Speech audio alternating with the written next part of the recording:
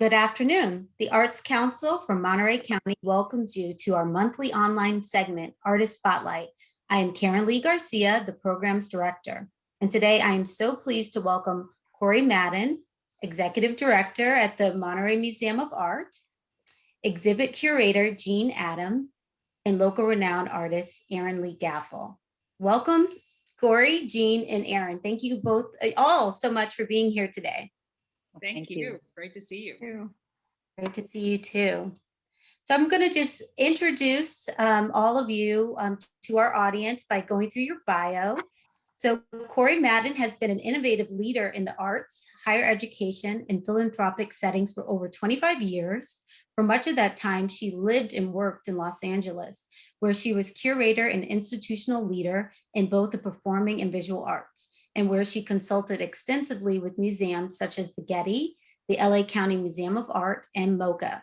Most recently, Corey led the Keenan Institute for the Arts at the UNC School of the Arts, where she built $15 million in new initiatives aimed at strengthening support for regional artists.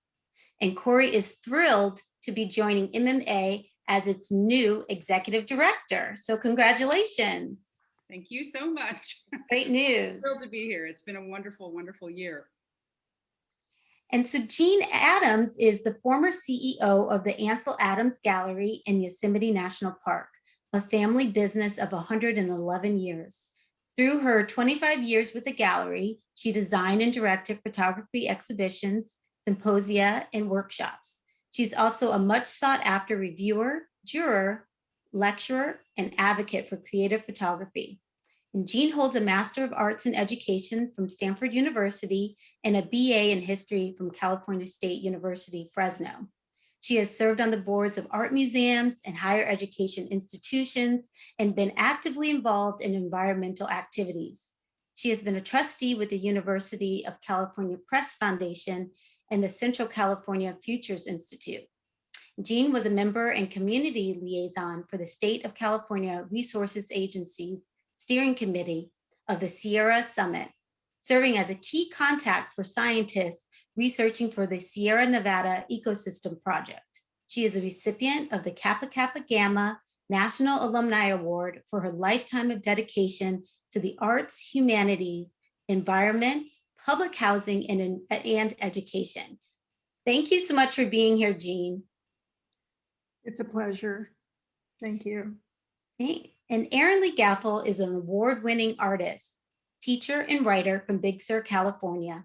And you can see she's in her beautiful home. Her abstracted landscapes, plein air paintings, and still life paintings are collected internationally. Erin teaches creativity and painting workshops online and in person. She teaches regularly at Rancho La Puerta in Tecate, Baja California, Mexico, and at Esalen Institute in Big Sur, California. She has multiple complete online art series available through YouTube or through her website, eringaffel.com. In 2008, Erin was honored by the Arts Council for Monterey County and State of California as a champion of the arts. Erin is an active blogger and author, and she recently published Color Duets, a companion book to her current exhibition with Kay Fassett at the Monterey Museum of Art. She is an artist member of the Carmel Art Association. So welcome, everyone. Thank you so much for having us. Thank you so much again for being here today. It's a pleasure to be here. And we're going to start by just catching up really quickly, because this has just been, as you know, the word of the year, an unprecedented year. So we wanted to start by, what have you been up to since shelter in place, or, kind of how was that time utilized for you? And each of you can just take a moment to answer that. I'll start with Erin. Well, I fell deeply into the world of textiles, which is a very familiar, homey kind of a thing for me, and knitting and sewing and making quilts and working with other people, of course now through Zoom, but versus sitting at a sewing bee or a table with others, but kind of in the virtual table. One of the things I really found grew for me during the pandemic year and a half was gathering with other people through Zoom and having these kind of stitching conversations.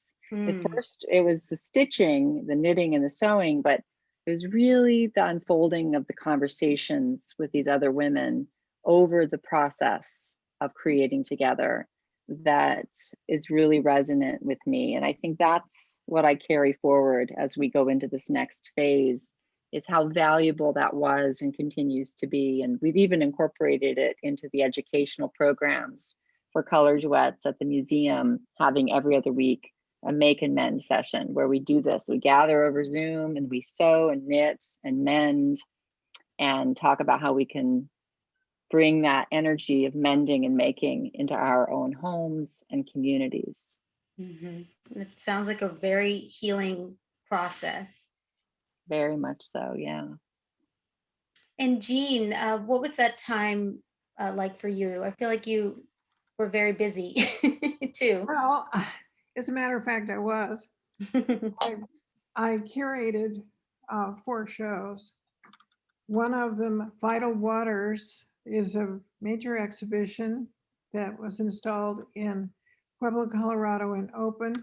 And I want to tell you that that included several of our local photographers who are working underwater and making magnificent photographs. And those people are Scott Campbell, Jeff Tavis, Ruigi, Camille Lenore, Robin Robinson, and of course Ansel's work is representative from, because I have so much of it to draw from with their private collection. And then another one is The Current Flows, What Are in the Arid West. Colleen Minnick had color photographs and went down looked at the Colorado Plateau and the tributaries of the Colorado. And Ansel Adams Polaroid teaching aid panels. And those had never been shown before. So those were really quite interesting. And then of course, the moment that I came home, I drove for a month and I was working on these things, and I did it as a road trip too. It was 6,500 miles. By the time I got home, I was so surprised. Wow. But then I did the Ansel Adams portraits of and by for the Monterey Museum of Art. And the other thing that I did, because I didn't have constant house guests, was I made a poster called Common Sense and Governance. And I'd like to show that to you just really quickly. And we have that image too, Jeanne, to show. Can you see this? Wonderful. Wonderful. And we'll show that a little bit later too on the screen. So Okay, I need can see that. One of the next things I have to do is try to figure out how to distribute it. And somebody might be able to help me on that. Right. And so I'm going to just move on to Corey to share a little bit about what that time was. And you're newer to the area, but I'm curious just what that time was like for you. Well, I'm a little like Mary Poppins. I kind of descended into Monterey during the pandemic with with one suitcase and an umbrella, and had been working from the guest house at La Mirada, where I now live, and really found it an incredible experience to get to know the community, mostly virtually, but we were lucky enough to, because of the wonderful weather here, to meet outdoors and to work with people like Jeanne and Erin, which is really what made me make the commitment. I think that Monterey is an extraordinary creative community. And one of the things that I particularly relate to is living artists. I really think the idea of supporting and helping artists who are making work today, and curators and organizers who are forwarding work, is just enormously important to me. So I found that the time was a focus time. We were able to really help rebuild the institution. We worked on a lot of internal organizational issues. We worked with the board very carefully, and we came through the year with modest surplus, in a good position financially, with staff with greater levels of support, and with all of the programming that we had scheduled had been hung and then shared with the public. So actually we had many, many more people see work virtually this year than ever see it locally. So we were seeing 5,000 to 9,000 people a month come through our social media. And that meant that the museum is not just restricted to being here locally. So that's taught us a lot. And we really have, founded something that we call the digital wing of the organization as a result. So while Right. we're open, and we opened on May 13th and are thrilled that we opened, we also are really devoting a lot of resources to digital. Right. And I'm going to share just a couple of images too, because, you have rolled out restarting the arts and at the museum. Great. One second.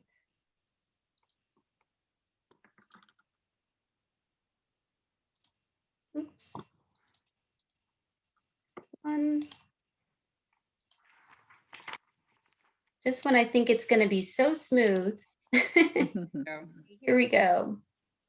great. Well, again, this is just a picture for those people who don't know.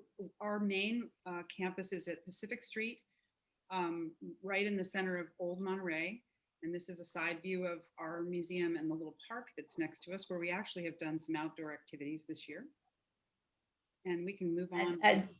I love the announcement that you are open. The doors are open. That's right. We are open only 3 days a week right now. That's because we're still recovering financially.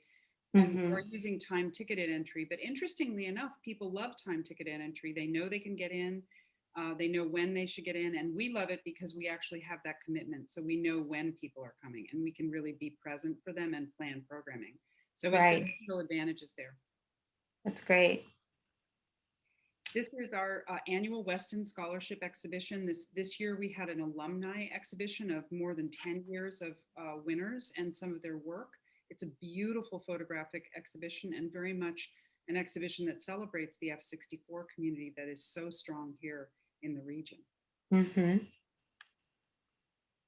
And then one of the really grandfathers of California photography, Will Giles, who has connections to Ansel, to Minor White, to Dorothea Lange, and is a senior gentleman in the community.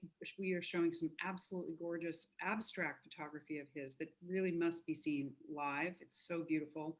And also a little fragment of his studio, which is quite wonderful, where you can see his journals, you can see all of the things that are his talismans, get a real sense of an artist at work, which is also something characteristic of Erin's exhibition.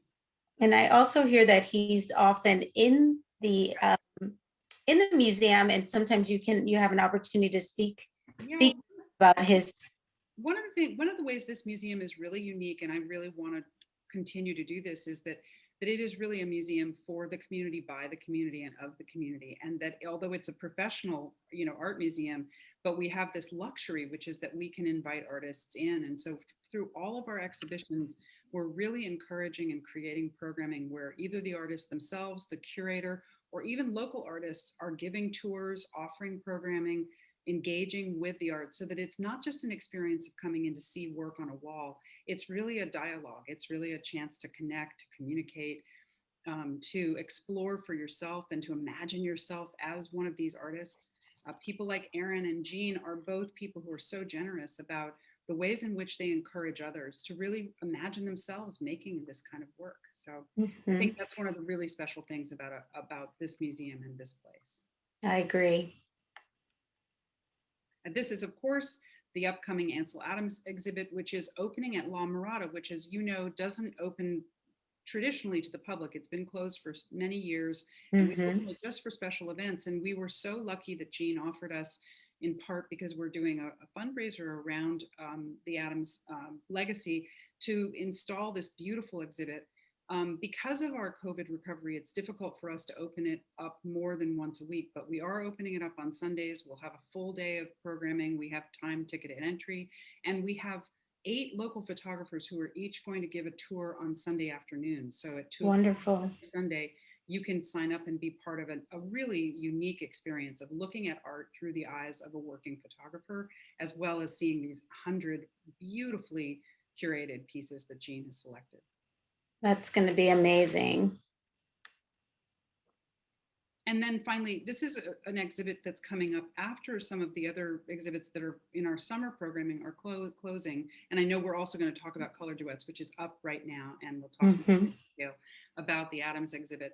But we are featuring a really historically important exhibition this fall in September called Shadows from the Past, Sansei Artists and the American Concentration Camps.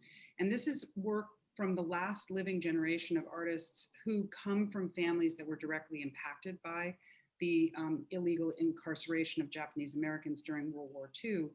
And this project is going to have an extraordinary set of offerings of other kinds of public programming. We'll have an exhibition inside the space that features objects from the camps that were made by residents. We'll have 2 major panels, one on history, one on artistry.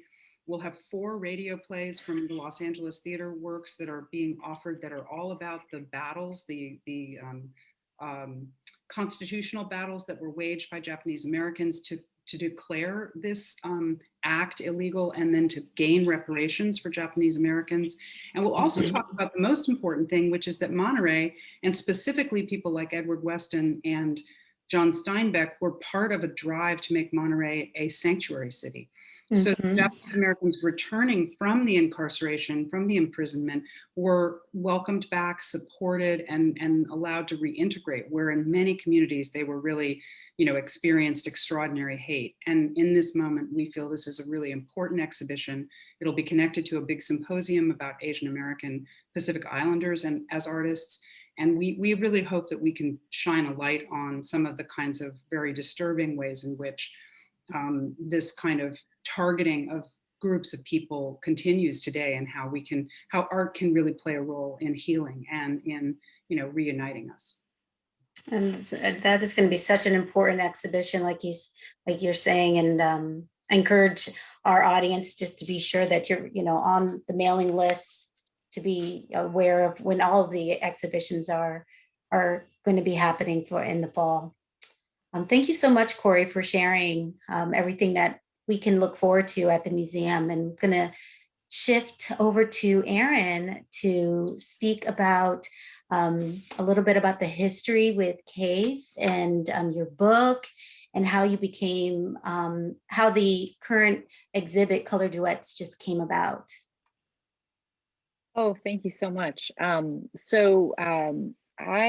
grew up at Nepenthe in Big Sur, and Nepenthe is a restaurant that's, gosh, it's in its 70s now. So it's been just a fantastic gathering place for generations, for many families, my family, other families. And I remember so vividly when Cave, my uncle, would come home from his travels with inspirational stories about places he'd been and people he'd seen.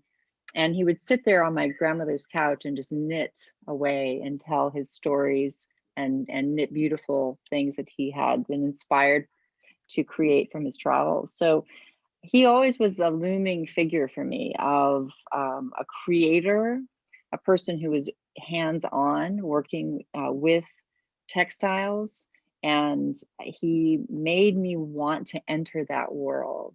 So Color Duets really comes out of, now I'm all grown up and I have entered that world, and we get together once a year to paint together. And after about 12 or so years of doing that, I just remember we all credit ourselves with the idea. He says it was his idea, but the idea of sharing the conversation of 2 artists, different generations, creating together, the kind of legacy and mentoring that happens, the way it connects to the past, many generations of women, mostly before us, who were creating and painting, and how to carry that forward to invite the public that would come and see something like this, to inspire them to feel that is for them. It's not for just this special group of people, but that creating and making and beauty, it's our human birthright. And we really wanted our exhibition to make people feel like they just wanted to go home and paint something, or knit something, or sew something, or organize a room in a certain way. So it really came out of, that really. I'm going to show the images and like I'm saying to everyone, encouraging everyone to go to the museum because it is like stepping into your history. And I'm going back because I went through really quickly. But I definitely need to go back to really soak in the entire experience. So I want to share those images. Awesome.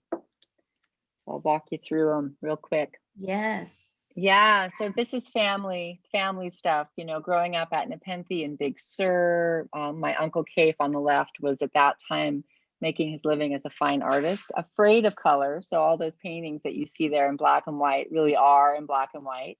Oh, wow. It really wasn't until he ventured into textiles that he found his voice as a colorist. Mm-hmm. And the minute I was able to free myself from the entanglements of work and being a wife and a mother and all that, I jumped on a plane and went off and sat at his feet in London to study with him or to be with him, to soak him up. So these images kind of contain a lot of all of that, that kind of backstory for us personally.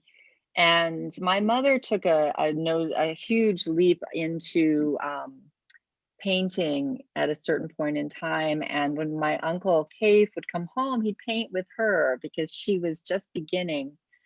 And then one day she sort of handed it off to me. She said, "Here, take my brushes and come to the house and just keep Cave company. I can't join him." And thus began this incredible 10, 12-year experience of painting every year together in my mom's little cabin in the woods. And the works that are in the exhibition of color duets became out of this very, very special stolen week. A week, like a complete transformation there, just shifted your story with your uncle. Yeah, I mean, to me, the experience of being with him and having the opportunity to sit with him and paint with him was just like, you know, it was like winning the lottery. There's really nothing, there was no higher ambition or dream I ever had than to feel like I could do that. Right. And this painting is the back of the back cover of the book, Color Duet, was the very last painting I painted with him. And it's kind of a culmination of our work together because he went into his studio. I was visiting him in London and he set up a beautiful table of textiles and objects. And then he said to me, "Okay, you get to sit in my spot with the best vantage point always. And I'm going to go do something else and go for it." And I just was overwhelmed. I looked at all of his pattern and color, which is his world. And I was terrified of how am I going to pull it off? But he threw me a challenge. So this painting actually for me is my absolute favorite piece I ever created. And I feel like I co-credit him because he designed the painting and I just executed it. Right. And it incorporates his world so beautifully. It's so beautiful. And this is the start of the exhibit. Yeah, the exhibition walking begins in. with these pandemic quilts that he made and that I made that are in the entryway before you actually enter the exhibition, which when you ask, what did you do during the year between, we both dove deeply into making quilts. His are made from knitted samples that he stitched together that went back into 50 years of making knitting on his needles to come up with designs, and he sewed them together. And he's made over 60 blankets now that contain just literally 50 years of knitting, and they're incredibly beautiful. Yeah, absolutely really beautiful. exciting. This is, can you see this next picture? Yeah, so this is really where, you know, we begin here with the actual duets where the paintings are really having a conversation with one another. Cave always got to the easel first and was able to set up right in front of everything just so, and then I would always get there late because I had many other obligations to clear before I could arrive. And so all of my paintings are slightly at an angle. And it's always it was always kind of a struggle to figure out how to get the best vantage point from that way. But it actually tells kind of a story in and of itself. Mhm. And the museum gives this exhibition the opportunity to really be a storytelling vehicle. Mhm. Absolutely. And here's another Mhm. pitch point. Yeah. Yeah, this section pairs his with mine, Mhm. and our differences in style and approach really come through, again and again. And I think after a while, the educators at the museum have all told me they can tell immediately who's Whose just this from is? looking at them. Yeah. Right. Um, And here's another example. mhm. Another example designed by Cave.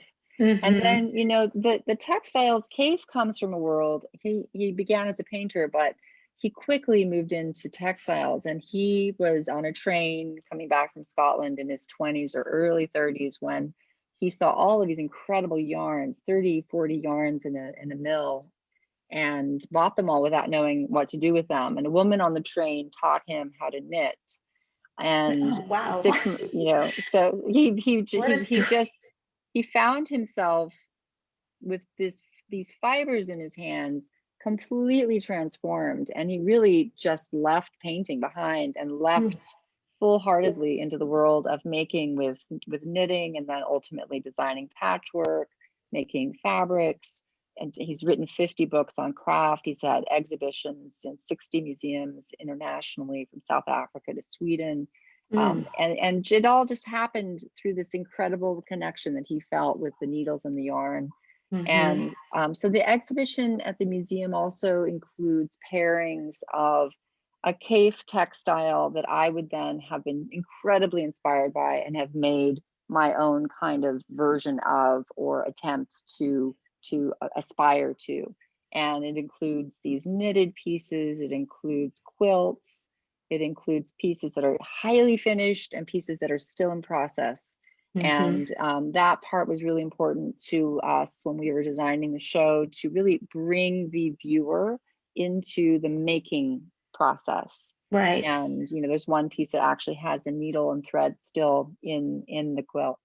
So that's our hope, is that people will come and feel like they've been through, being invited to join in. Mhm. Here's another little corner of the Yeah, so it's this so is really, quaint, and you do oh, feel thank like you're at you. home. This is the home, my great great grandmother, who was Cave's grandmother or great grandmother, was a painter in Carmel. And there's a lot in this about the Carmel history, but there was my grandmother's living room at Nepenthe, where we were really nurtured to value our creativity and to be visually stimulated. And I wanted so much for this exhibition to include that story of the Mhm. home and those influences and supports. So I think that this piece really launches you into our world, and hopefully makes you feel comfortable to give it a go, and not worry too much that you're not good enough at something to try it. Right. Okay. Thank you so much, Erin. Oh, thank you so much. And that's just a taste. I mean, we showed many images, but truly when you're there, it's just like I said, I have to go back because I just I was not able to dive in the manner that I wanted to. So I say take your time when you're there. And so we'll move on to Jeanne, because you're currently curating the Ansel Adams exhibit at La Mirada. And, what can you share with us about this new exhibit? Well, Ansel was just the most remarkable man.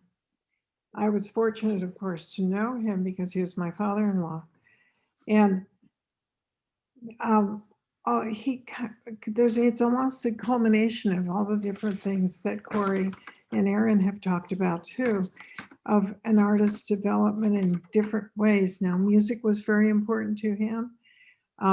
Most people know him from his iconic Western landscape photographs, and some of them have actually determined what people cold as the idea of what the West is and what different places are. A surprise is that he made photographs of people he liked, was inspired by, and he knew for most of his life. And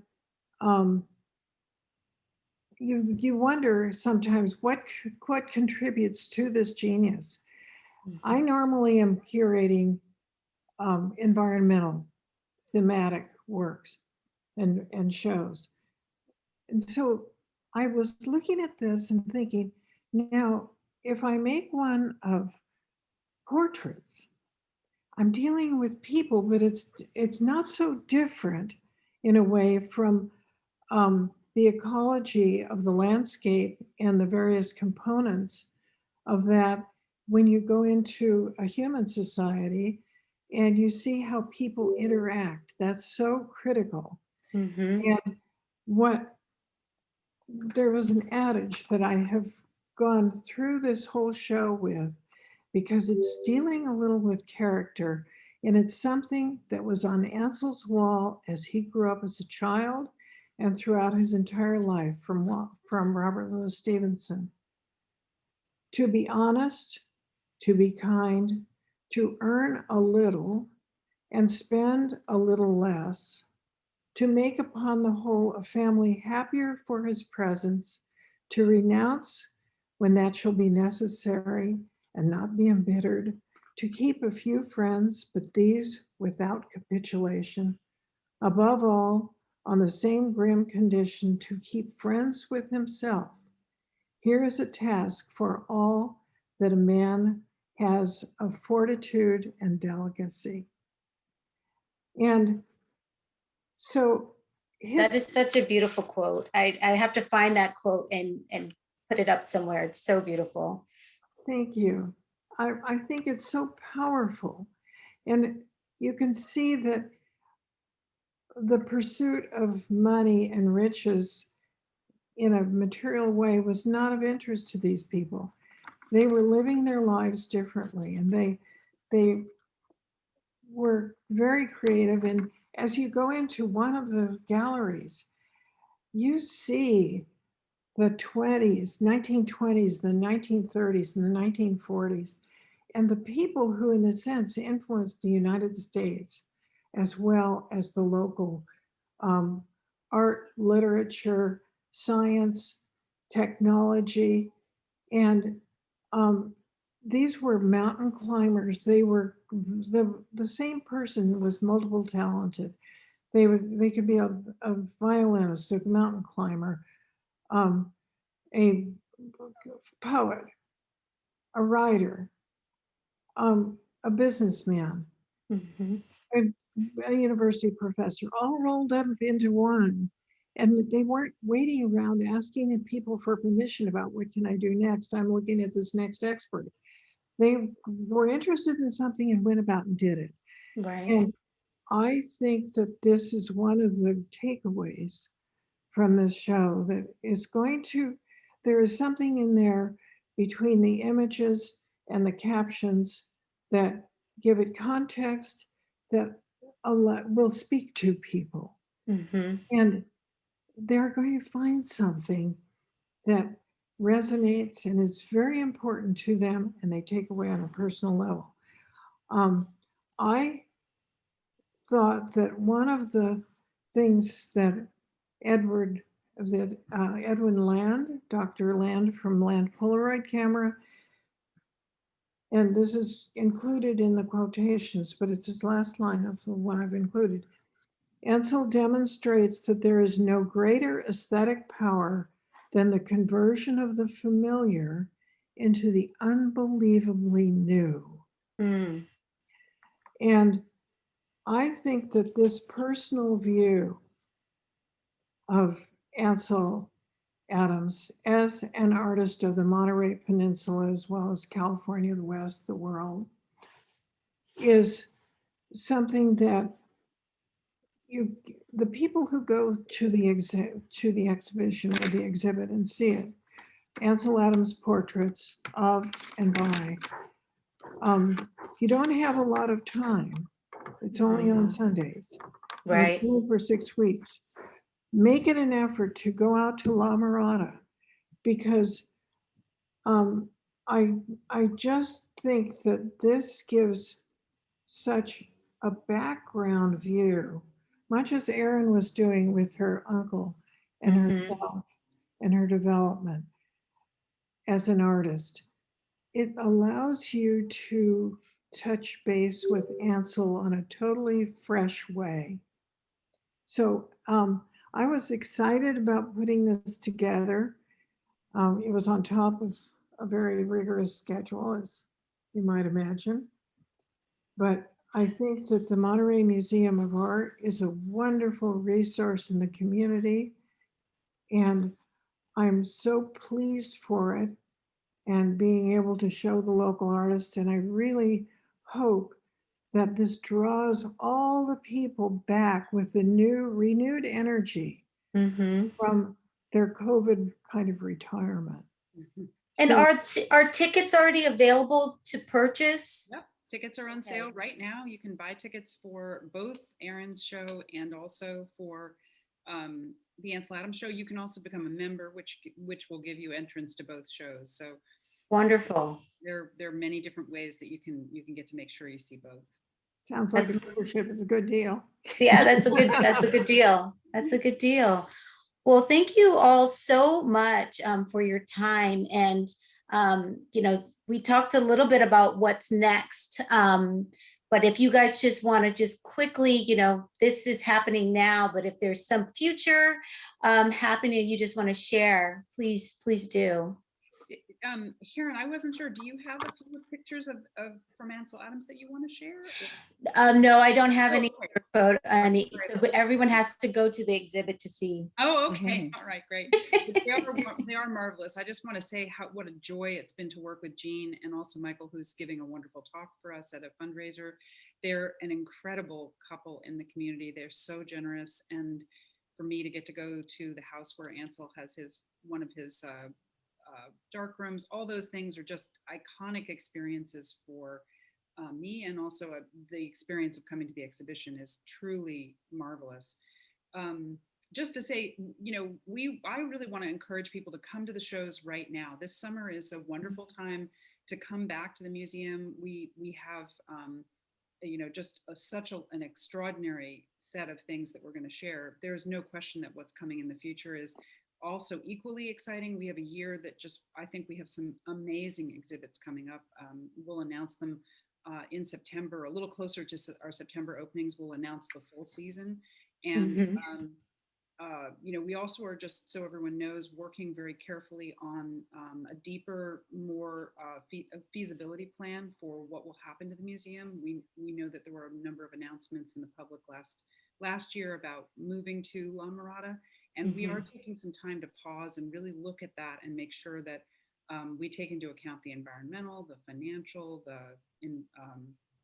the artistic impact of making changes like that, and plan it very carefully. So that's part of what we're also working on. Well, that's Most of great. all, I just want to thank you, the Arts Council, for being so generous to us, and both Jeanne and Erin and everyone associated with their shows, with being so incredibly supportive of the museum and our reopening. Mhm. Well, absolutely. You're very welcome. We're grateful for all of you. And where to find you all? We have your websites. I know we will also in the feed will be including any of your media handles, but there's montereyart.org, and on social media, it's at Monterey Art. Erin Gaffel is eringaffel.com, and also Erin Lee Gaffel on social media.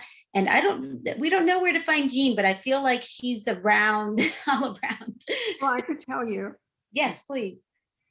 I think that it's something that I have on the poster, and my son made me a part of it. It's called Jeanne Falk Adams at anseladams.com. Okay. Jeanne is the way my name is spelled. Mhm. ALK Adams. We- AnselAdams.com. Ansel Adams.